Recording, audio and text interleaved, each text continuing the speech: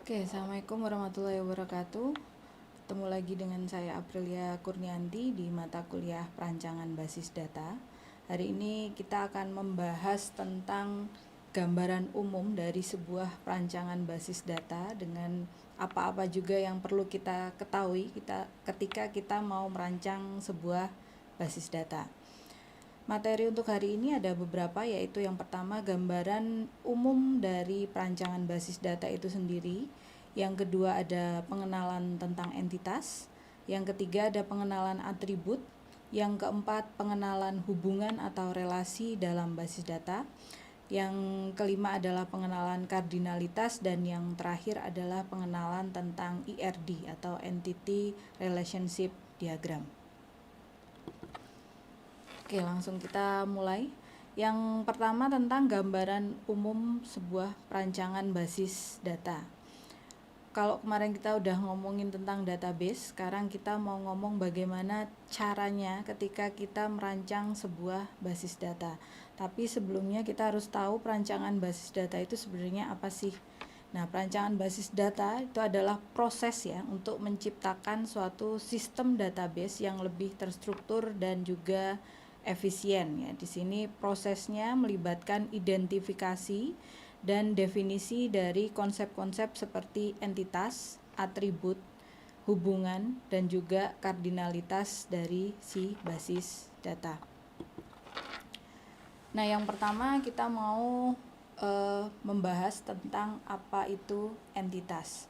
Entitas itu sebenarnya adalah suatu objek ya, gampangannya adalah suatu objek. Objek itu bisa berwujud macam-macam ya. Kalau di kampus itu gampangannya objeknya itu entitas, ada mahasiswa, ada dosen, ada karyawan, dan lain sebagainya.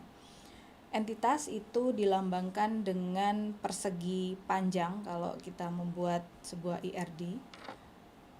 Lalu yang kedua, entitas itu juga punya yang namanya atribut ya. Kalau gampangannya di sini atribut adalah karakteristik atau properti dari si entitas. Tapi secara sederhana atribut itu adalah bagian dari entitas yang menggambarkan secara detail sebenarnya apa entitas itu.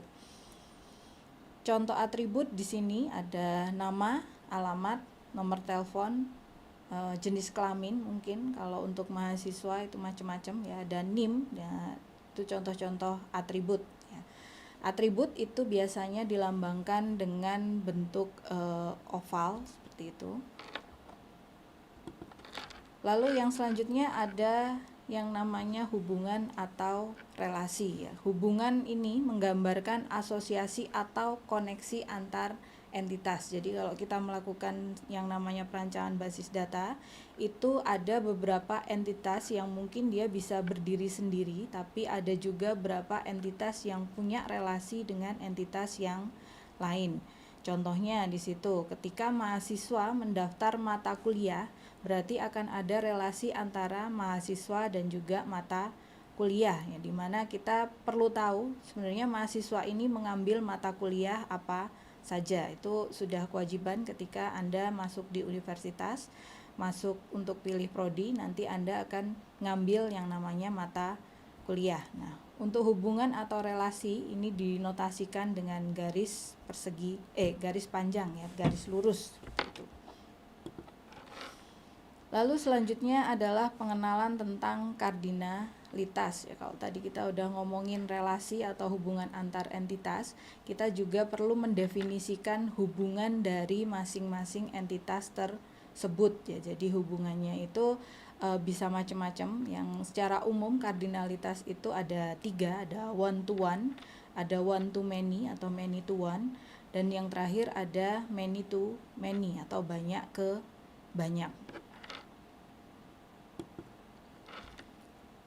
Nah, selanjutnya ketika kita sudah tahu apa itu entitas, sudah membuat atribut dari masing-masing entitas, dan juga sudah menggambarkan relasi atau hubungan dari entitas dengan jelas, nanti kita bisa tuangkan semuanya itu dalam sebuah diagram yang dinamakan IRD ya, di mana IRD di sini merupakan representasi visual dari perancangan basis data. Dia nanti yang akan menggambarkan hubungan entitas ya, atribut dan juga kardinalitasnya dengan cara yang jelas dan ringkas.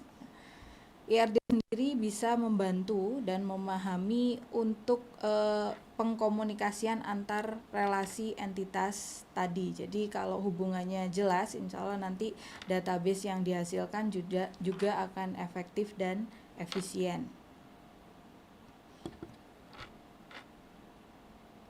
Nah, kesimpulannya di sini, ketika Anda memahami konsep dasar dari perancangan basis data, itu sangat penting untuk menciptakan basis data yang efisien dan struktur dengan baik. Karena kalau database yang kita buat itu asal-asalan, tidak ada bedanya dengan kita buat file menggunakan Excel, ya buat apa bikin database? Intinya seperti itu ya.